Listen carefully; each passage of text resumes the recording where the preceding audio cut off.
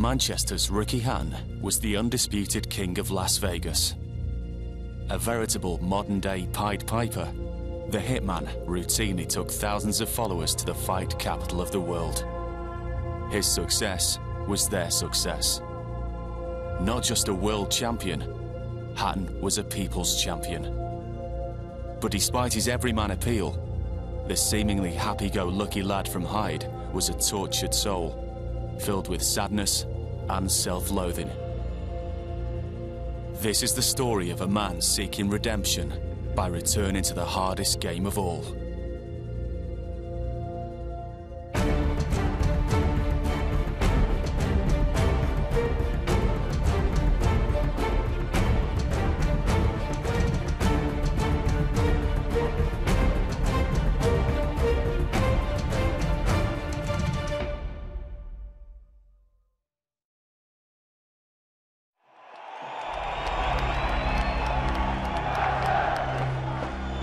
Gentlemen,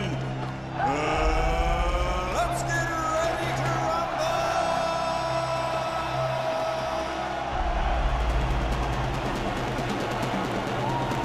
From Manchester, England, the three-time world champion, Ricky Hitman Hatton. Province, Philippines, the five-time world champion, currently recognized as pound for pound, the best fighter in the world, Manny Hatton Pacquiao. As you can see, the arena is packed. There are 25,000 British fight fans in town, and that's been confirmed by the American immigration officials at Las Vegas Airport. And here we go. Can Ricky Hatton do it? Can he become pound-for-pound champion for Britain? Can he get Pacquiao onto the back foot? How will he cope with the speed of this masterful little southpaw from the Philippines? Freddie Roach says that Hatton will be the victim of his own aggression. He'll walk on to two matches. A good start from Hatton, though. Pumps home the body punches he needs. Gets Pacquiao on the back foot and a left hook as well. Not bad from Hatton early. Very heavy-looking punches. He really let them go there. And a right hand puts Hatton on the floor. He still has the power, even at this weight. He left himself open.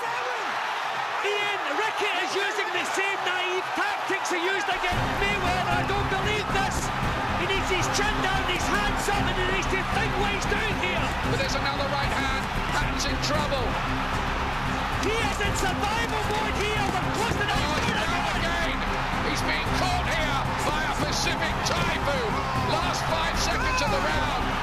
Hatton needs to get up. Will a minute be enough? It's the speed. It's the speed that's doing it, and it's killing Hatton at the moment in there. What a round for Pacquiao. 2 knockdowns in the round. Hatton is in massive trouble.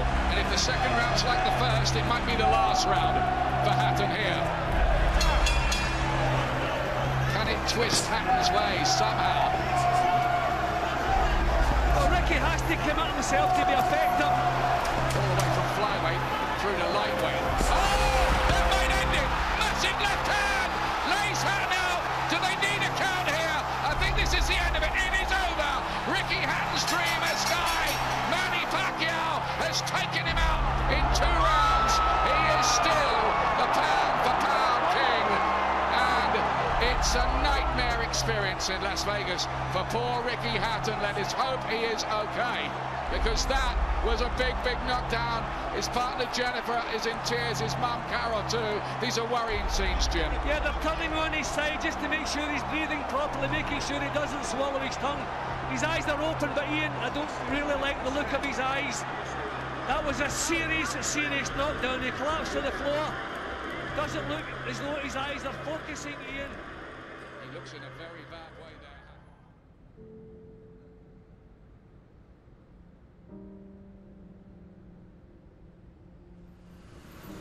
The devastating defeat that was so damaging to Hatton's self-esteem was filled with foreboding long before the opening bell of that brief, brutal encounter.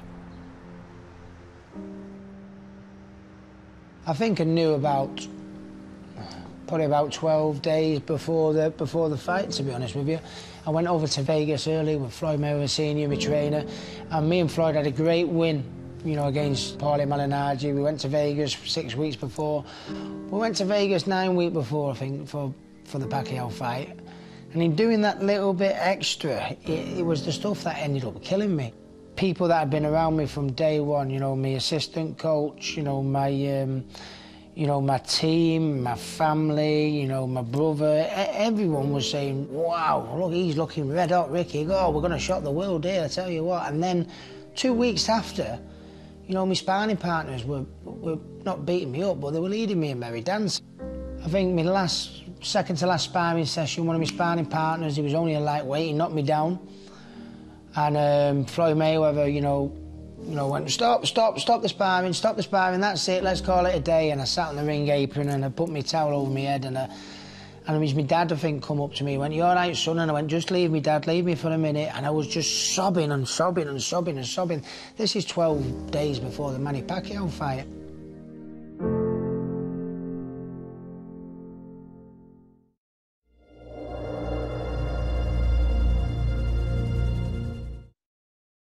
I've had my backside kicked by life.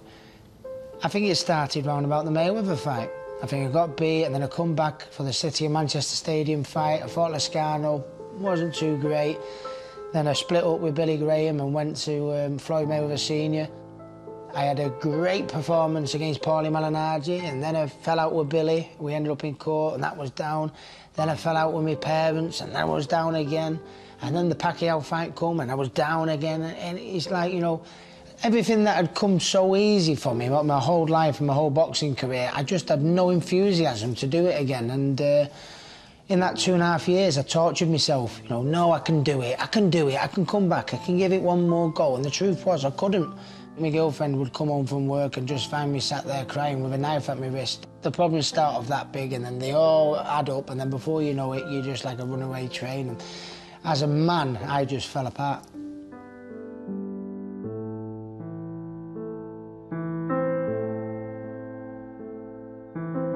You know, all the world titles and the great career I had and all the fans I had and everything doesn't mean for anything, because I feel I need to redeem myself. And even if people don't share that enthusiasm, maybe they think I'm being a bit harsh on myself, I'm sorry. That's what's in between my ears, and that's the ghost we have to put to rest on November 24th. I made everybody so proud, and I think the way it all panned out and the way it all ended is not how I see it.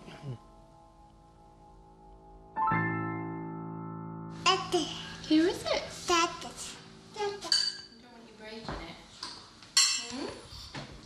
No. What do tigers do?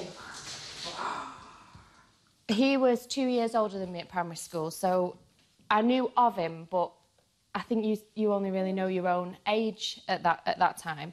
And I was in the same class as Matthew, Rick's younger brother. So I knew of the family, but it wasn't until I was 24. And then we've been together ever since then, so 7.5 years now we've been together for. We went out, this was one of our first dates, and we went into Manchester. And we went to, what was that called? Walkabout, you know, one of those, like, chains. And we've been on a few dates, but this is the first one where people came over and asked for Rick's autograph and for a picture with him. That's when you realise, you think, gosh, wow, people really love you, don't they? And sometimes, even now, all these years later, that's quite a surprise. Right up there at the minute, top three. United, Chelsea, City. Smell that, Dad, smell that. Oh, memories through the corner of my mind.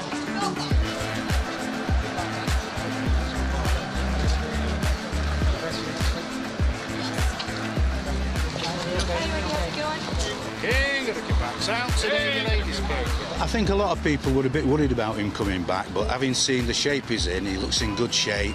It's obviously something he wants to do to prove himself one way or the other, whether he's ready to make a real comeback. and obviously we wish him all the best and hope that he does the business, which I'm sure he can do.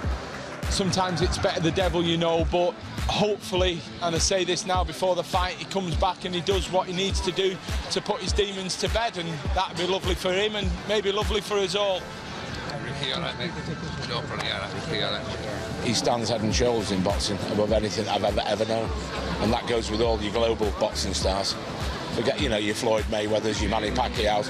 It's all right, these people are fighting in the glitz and the glory of Las Vegas. This lad just does it standalone. He's got a phenomenal fan base. You know, probably when I was at the height of my cricket career around Manchester, Ricky was at the height of his boxing career, and big fan, got to know him. And he's someone you watch the way he goes about his business, and then seeing him now, I've never seen him with as much hunger. He's got that spark back. He's got that look of intent.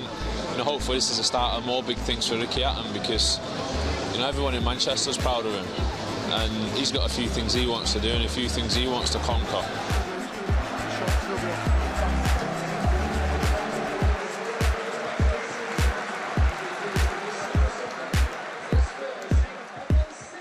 When I was growing up as a youngster, all I wanted to do was be a world boxing champion, support Manchester City and listen to Oasis. Sadly, Noel and Liam, they've not got on for a number of years, if I'm brutally honest, and now they've sadly parted, but that would be a good comeback, wouldn't it? But I think between the two of them, they had this guitar for about 3 years. I wanted them both to sign it, and one wouldn't sign it, then the other one wouldn't sign it, and then finally they did get it signed, but they wouldn't sign it on the same side. So, you know, Noel Gallagher signed the front bit for me, and then Liam signed the back, you know, but still want to be my pride and joy. It's like, I mean, I'm a very proud Mancunian. I'm obviously a City fan, but I mean, I'm proud of being from Manchester in general. Whether you're City or United, they both support, the supporters both support me.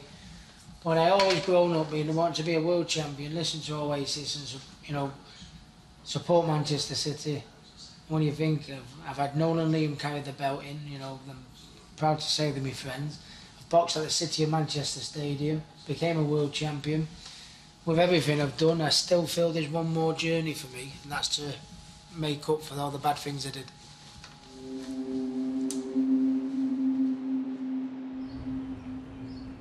Started after the Mayweather fight. The Mayweather fight was, the defeat was very, very, very hard for him to accept. He was so completely out of love with it. It was like a hole had formed in his heart where boxing once was, and it was impossible to fill it with anything else.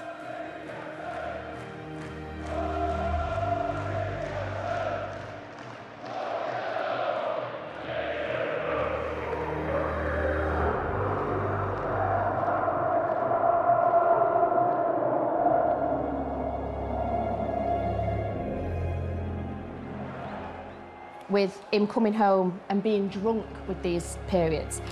It was sometimes when he was completely sober, he didn't want to get up, he didn't want to do anything. Every time he left the house, I was panicked about, was he going to come home? You know, in what state was he going to come home?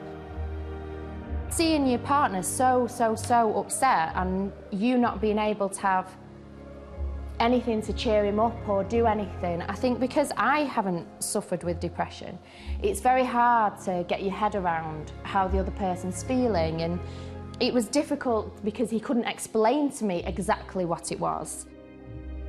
You know, it's just about supporting each other through those bad times. For Rick, it's learning that life doesn't have to be on the crest of a wave. It's not that excitement all of the time. Life, real life, is when it plateaus out, and that's where real life happens, where it's quiet and it's relaxed and it's with your children and it's watching the X Factor. It's, you know, it's those quiet moments. It's not the running around Las Vegas when you've just won a world title. That is a one-off, and you can't maintain that peak all of the time. It's a time where that plateau is starting to happen. So let's hope it long may it continue.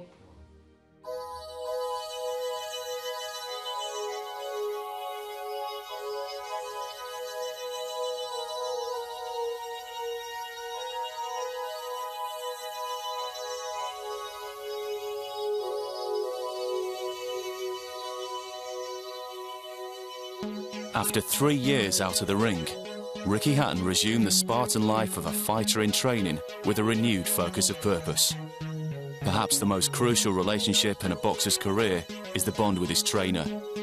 And after a dalliance with superstar cornerman Floyd Mayweather Sr. in Las Vegas, Hatton's search for sagely fistic wisdom was to be found not across the Atlantic, but on his doorstep.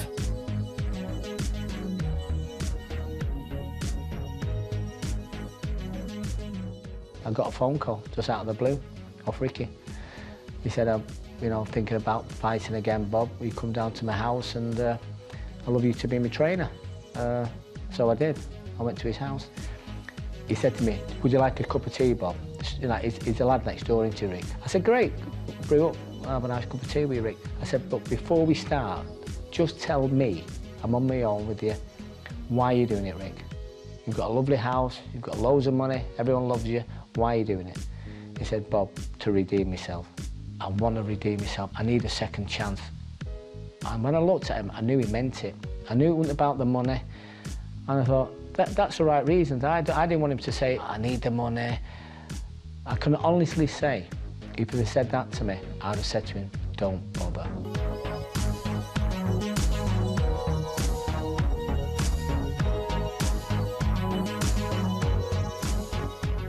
So many people have been there, not for Ricky Hatton, and Bob Shannon is a 100% man. He's a good family man. He's all for his boxers. He's warm-hearted, and he gives it 100% like I do. He knows how I train. I'm relentless. I'm a hard taskmaster. Second gear, on the gears. Not a lot of machinery with my training. It's all fell runs and physical work, rope training, and weights and everything we do. He's got so much passion. Oh, he's got the eye of the tiger back. Go, go, go, go. To the bell, come on, last 10. That's it, keep that right hand when you throw. To the bell, time. I thrive these days on enthusiasm and positiveness, you know what I mean? And you get it from Bob Shannon in more ways than one, and I know, when I look in that Bob Shannon's eyes in that corner, when the fight's getting hard, and he tells me, Rick, do this or do that, or how are you feeling, and that, I know Bob Shannon's there for Ricky Hatton. He's not ready yet. Another week. Come on!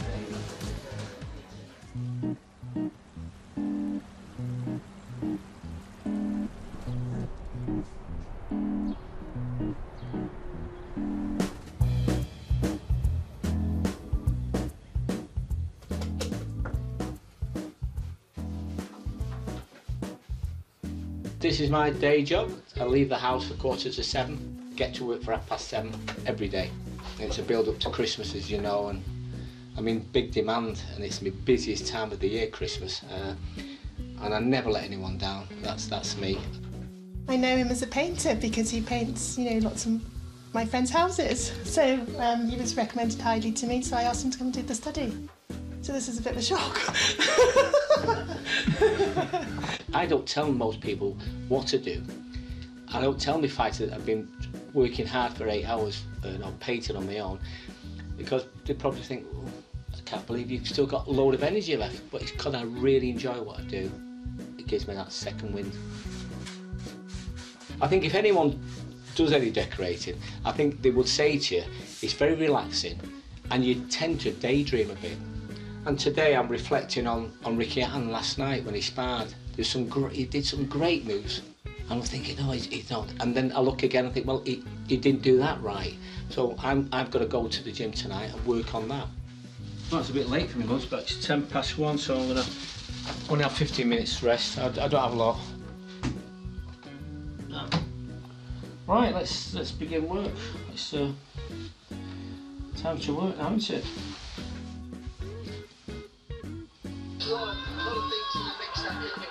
Right, what I'm doing now, I'm just going to watch his Manalaji now against Shenchenko now. So I'm watching the fight now, watching the tactics now, basically. Shenchenko, he's very tall, very tall. He's got a good jab. He comes off his jab really well. He's working his jab again. It's huge, actually, because, you know, you just assume that people get sucked into that world and just move on. So, no, I think he's remarkable that he's doing both. It's great for me to do the decorating and everyone's happy. My customers are happy, my boxers are happy, and I'm happy. That's the main thing.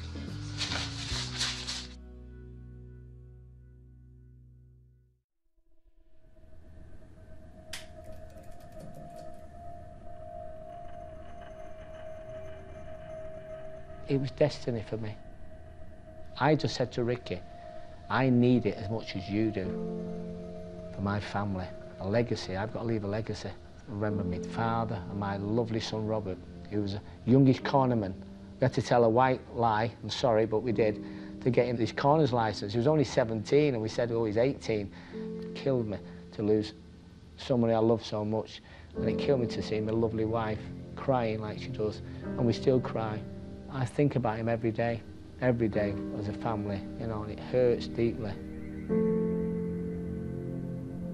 He was like years ahead, my dad. He's 44 years of age when he got tragically killed. He could have been a legend, you know, like, you look at him and think, Dad, you know, you was years ahead of yourself.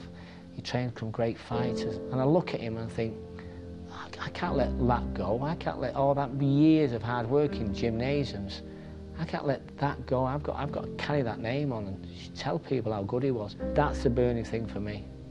It's not the money. I've never even mentioned money with Ricky Hatton. I will carry on and I will do it for my family. And, you know, if it's not through Ricky, you know, I will do it. And it's my time to shine.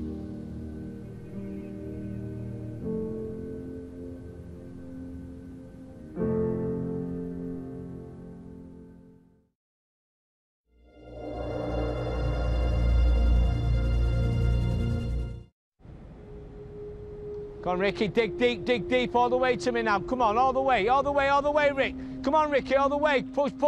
It's Ricky Hatton's doing his sprints. It's who? Ricky Hatton. Oh, right, yes. It's for the build-up It's for the build-up to his fight, so he's doing it now, so I'm going to be shouting. Is the dog going to be all right? Let's. Oh, yeah, the dog's. Come on. I didn't want to be on the telly with this coat. Oh, come on, Ricky, let's go. All the way, Ricky, let's go. Push. Come on, all the way. Come on. Ricky always said to me when he came to see him, he said, Bob, I know my weaknesses, and it's always been my defence. And I said, Ricky, always has been. But you've always neglected it because you've always been winning. I think near the end I thought I just had to get fit and I just had to make myself strong and I'd be too much for everyone. And that's the wrong attitude you're supposed to have as a boxer. And I think the subtleties that we all need, like a good left jab, good head movement, a feint footwork before you go in. I think I just went into this bulldozing mentality. I think I've gone back to the old school way, which is the body belt, the weight training work, the circuit work, the resistance work, which made me the fighter what I am in the first place. And you can see me on my body belt with Bob. I catch the shots and I roll off and I step to the side and then I roll off and I step to the side, which is a little bit like the old Ricky Hatton. That's it, you're stronger. You're getting stronger, Ricky. I think we see another Ricky now, someone who's not steaming him. Push it now. Get them arms working. Let's go. He's got something he didn't have before. Ricky, come on, keep it going. He's got experience. I'd like to think I'm a little bit older, I'm a little bit wiser, I've got an older head on my shoulders. I am getting better as a boxer.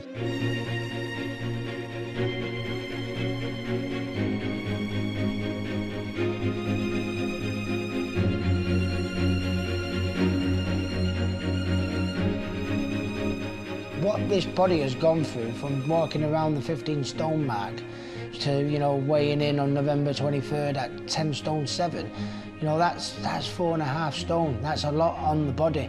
And I know people are going to be sitting there, 34, all that weight lost, all the miles on the clock, burning the candle at both ends. No chance can he come back. We like your wishful thinking, Ricky, but there's no chance. In this most singular of sports, one man gives and takes the punches.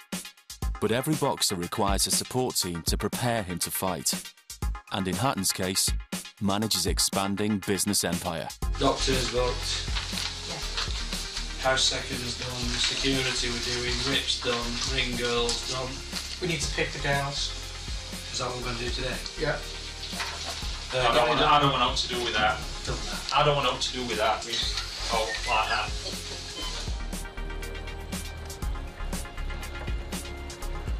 It's been crackers. I mean, we announced the fight at a press conference and everybody was saying about, oh, how many tickets do you think it'll sell? And I thought, well, if we've done 6,000 or 7,000 by Monday morning, that'll be good, and then we can kick on from that.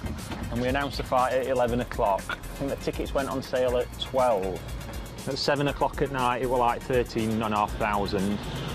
And then by Monday morning, it was 17,000. It just went absolutely crackers. I mean, everyone knows how popular it is, but I didn't think people had. I mean, we'd not even named the opponent.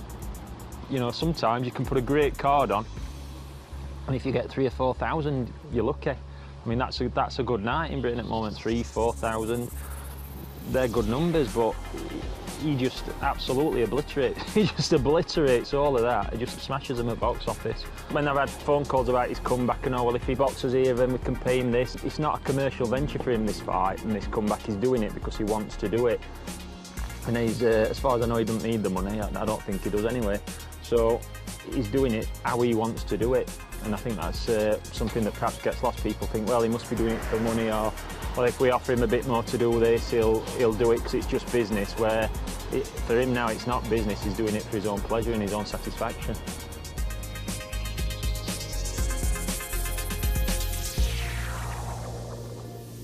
My name is Paul Speak. I've been with Ricky since day one, and I like to think that I can organise things for Ricky to try and make his life simple. That's the easiest way of describing it.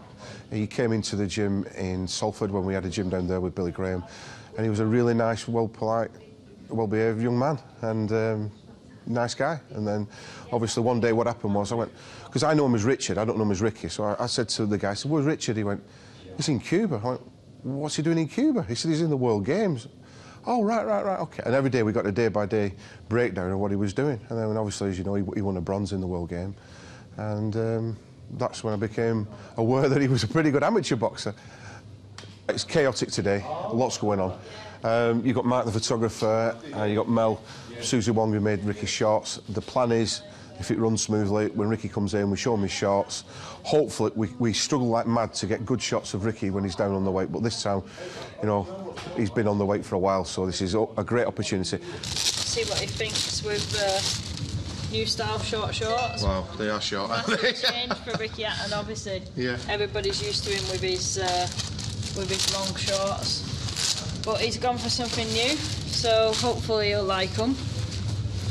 Got his Union Jack on there and a big blue moon on the back, and he's here now, and we'll see if he likes it. As long as they've got the City badge and Campbell and Million, that's good enough for me. First class, like you say, I don't even need to look at them. I know the minute they come down, they're all going to be all right, and that's the case again.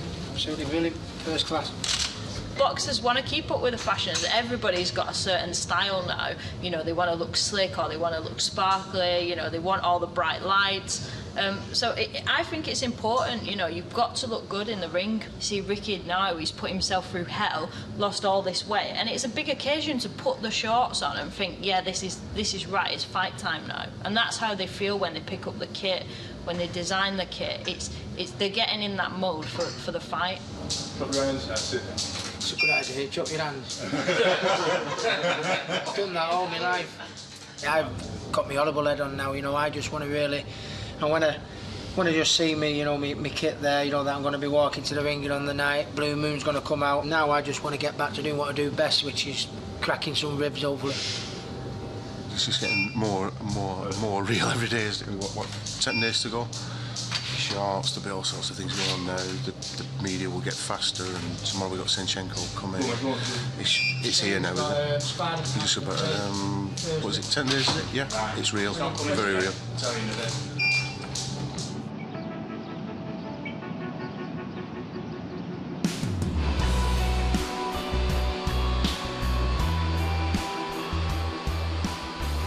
Right.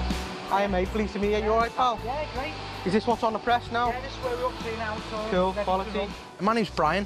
I'm the brand manager or marketing manager for the group. I look after all the marketing, all the sort of brand positioning. I look after all the product development for all Ricky's companies. This is one of our printing companies that we use for the UK. We can come down, we can speak to the guys, and we can really guarantee we get that quality. It's actually done the traditional printing press way. You can come down, make a change. If you're not happy with a colour, you know, the guys here will just tweak it and balance it to make sure we get a high-end product. I think he wants to try and put something back into boxing. He doesn't need to fight. He doesn't need to be a boxing promoter. He doesn't need to have a clothing line or a gym. He's doing all these things because he wants to be active, he wants to be involved in the sport. And everything that we've done, if you look at all the companies, every single one of them has got a link back into boxing. And I think that's what he enjoys. You know, he enjoys the fact that he sees, you know, his boxing glove being used, you know, that kids are using it and they're buying it. And I think he enjoys all that. You sort of forget that he's him, especially when you're out and doing things and you're walking through places, you know, if you're in an airport or something like that, and you're sort of walking through a crowded environment, you're having a conversation with him, and then you find yourself talking to yourself and you turn around and he's swamped by like 20 or 30 people and you think, oh yeah, I'm with Ricky, and you have to go back and try and rescue him because everyone's trying to take photographs and they want autographs. In that kind of respect, you sort of forget that he is you know, a celebrity or a world-class boxer. To me, he's just Ricky Hatton, you know what I mean? He's just my boss at the end of the day.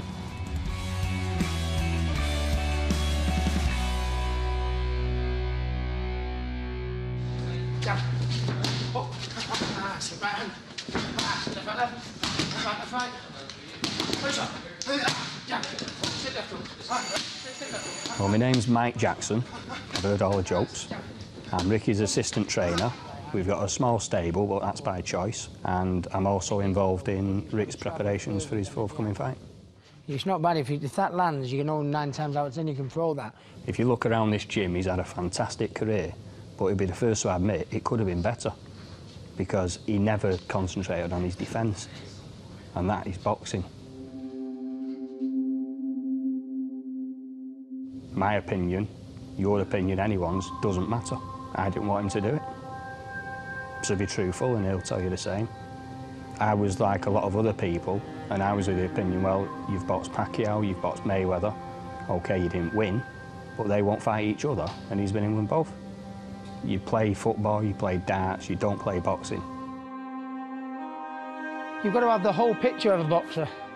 One thing I do insist on, you've got to have the heart to do the hard work that I set out for them.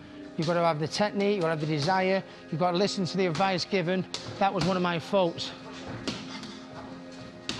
It helps my boxing, because I've got to practice what I preach. There's no point in me giving them advice and then me not doing it myself. So it's quite good, actually. It keeps my mind open. So it makes me a better fighter, I think.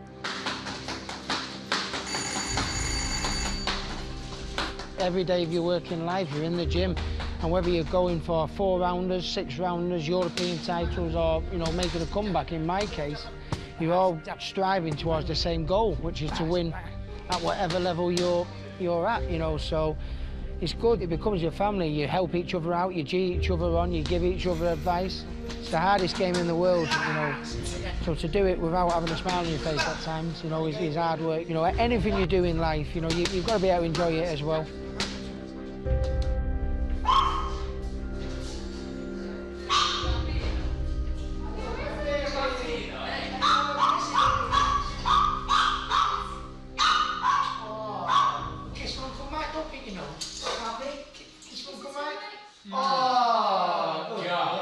The first one I had to convince from my girlfriend, Jennifer. Because I met Jennifer a month after the Costa Zoo fight, and then the first fight she ever went to was Carlos Mauser. I had 2 cuts up with my eyes and blood was all over the place. And she was asking me to retire then. I thought, Jen, I've only just won the title. What do you mean retire?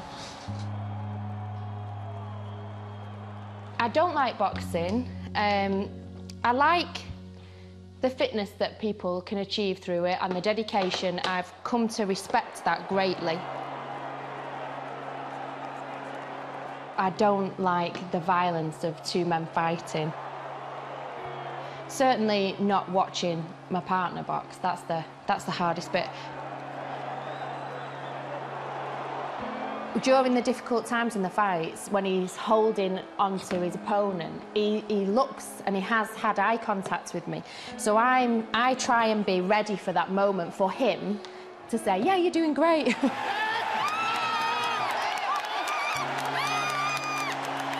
That's my aim, really, to try and do that. But yeah, the Pacquiao fight was different. I just couldn't watch that. And all I heard in my ear was, it's over. And then I opened my eyes.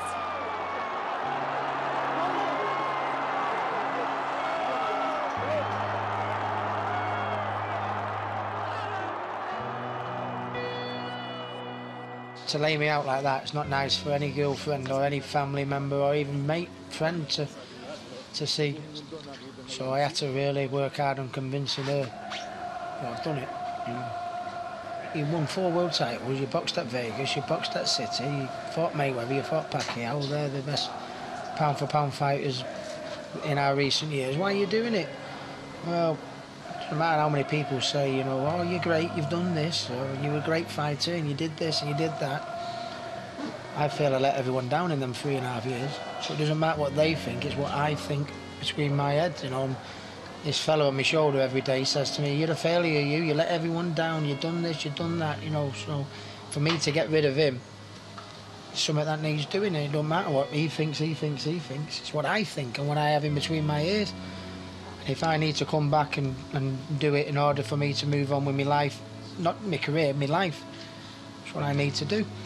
Jennifer understands that now, and that's why we're here.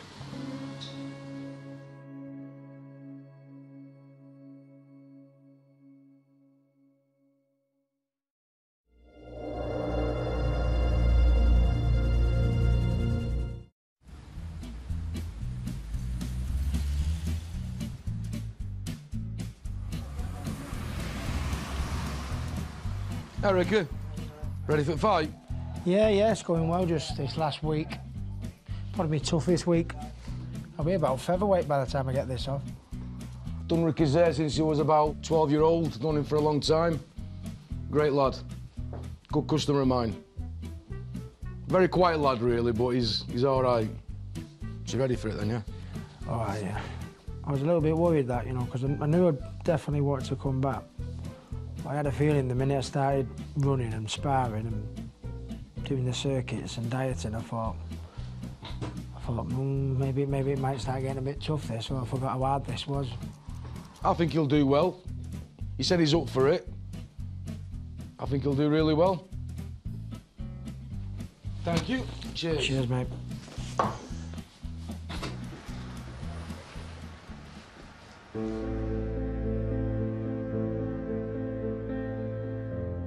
People are going to be sat in the stand, you know, fans, boxing fans, friends, family, everybody's going to be sat in the stand going, what's going to happen here?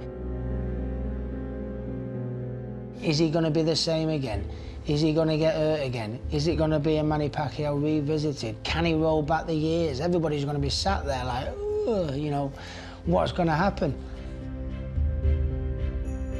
One thing that people always loved about me is, you know, I wore me out in the sleeve. I was always very aggressive, you know, and I don't know come November 24th whether the red mist will set in and he'll be there goes Ricky again, you know, but I'd like to think I'm a little bit older, a little bit wiser, not change anything. I think the key is just tweak it a little bit here and there, and I think I'll be a better fighter for it. Step, bam, bam, bam, bam, boom. Come on, Ricky, keep it going! Bang, bang, bang, bang, bang.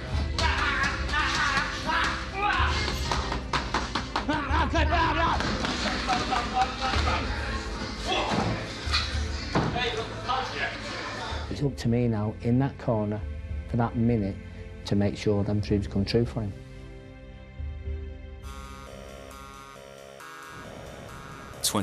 November 2012. The date has been etched into the minds of Hatton and his legion of fans for months. But it's also notable for Hatton's opponent. Vyacheslav Senchenko was an Olympian for Ukraine and is seeking a return to winning ways after losing his world title in his previous fight. Although virtually unknown to Hatton's fan base, Senchenko is well respected within boxing.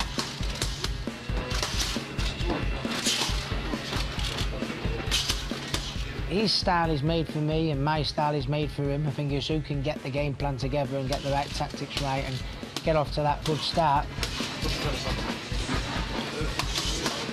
I'm looking for openings, and I've seen a few already, so taking that into camp tonight with us, so that'd be good. But yeah, he's a good professional. He's very good at what he does, and he's not going to be showing too much. He's tall, which I like to fight tall fighters because he can move in, come under and get to the body. You know, when you look at his good left jab and his good right cross, you know, it could be a recipe for disaster, but ultimately I like him taller. I like a good left jab that I can slip into. I've seen enough. Well, I've been watching the videos of him, so he's got a good jab, got a very nice jab, got a swish jab, works on that all the time off the jab. So, and he's got that big right hand coming over. You can see him get a bit quicker now, a bit sharper. So, I'm very impressed with him. It'd be a really great, this is going to be a great fight. Great fight.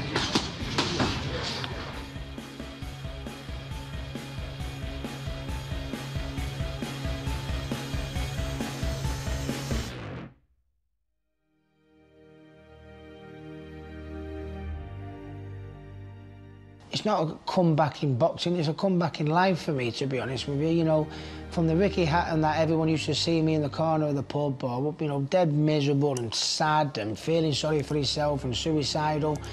To me, walking in the gym and having a laugh and having the banter and taking the mickey out of my pals and having a laugh. That's where he needs to be, and he needs that every day of his life. Every single Monday to Friday, he needs to be in the gym doing that. My girlfriend has been there all the way from me, you know, it was all Jennifer's doing and I owe her everything, I really do. It's strengthened our relationship because we've come to understand each other a lot more and how we both work, and, you know, it's just about supporting each other through those bad times. You've not been inside the four walls of this home and seen what my poor girlfriend has seen. 1 minute, man of the people hero to this fella that just, you know, was like on the bottom rung of the ladder. I didn't like it, I didn't like the person I'd become. I want people to be proud of me again. In the red corner, representing the Lunar Light Amateur Boxing Board, Richard Hatton.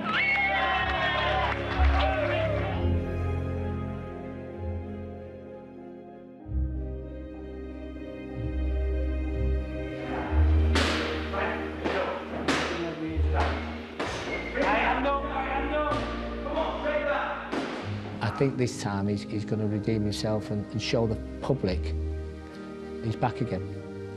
I didn't make a comeback to do 4-rounders and 6-rounders. I wanted to come back and win a world title and redeem myself and do everyone proud. I competed at that level, so nothing less than that is going to be good enough for me. But I think something special can even come out of this, something further, a 5th world title. I think it's within my reach. My friends, my kids, my family, the boxers I train and the boxers I promote, they've got the old Ricky Hatton back, I swear they have, so I've already won. I want my kids to be proud of me, you know. I feel I became a bit of a joke, you know. Ricky Hatton, this world champion who had all them fans and boxed at Man City and boxed in Vegas. Look at him in the pub, you know, 15 stone, fat, drunk, crying. I became a real sad sight, and I don't want my kids, my fans, my community, everyone thinking of me in that manner. You know, that's why I'm back. And the treatment of the winner of that contest by a unanimous decision, Hatton in the red corner.